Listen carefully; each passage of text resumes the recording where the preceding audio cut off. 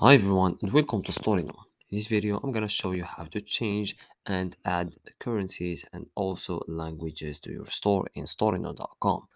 First of all, we need to mention that there is a difference between the language of the dashboard and also the language of the store. For example, if you want to change the language of your dashboard, you just go ahead and click on this icon and then choose the language you want from these three options, which are English, French, and Arabic. But if you want to change the language of your store as well as adding currencies, you just click on settings and go to languages and currencies. As you can see, this page will show up and here we can change languages.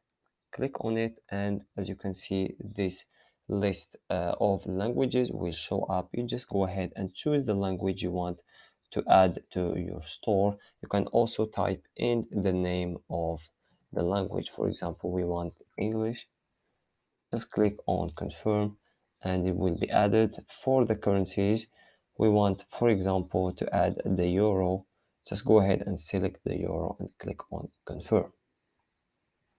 As you can see here, if you notice that the language and the currency just changed and it didn't add the currency and the language I selected to the previous language and currency, that is because of the pack I have in my store.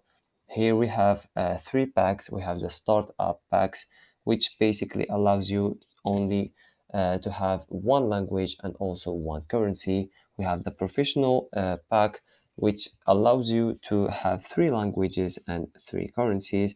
And lastly, we have the business, which allows you to have unlimited currencies and also languages. So just go ahead and select the pack that you want and change the language and currencies based on the pack you have on your store.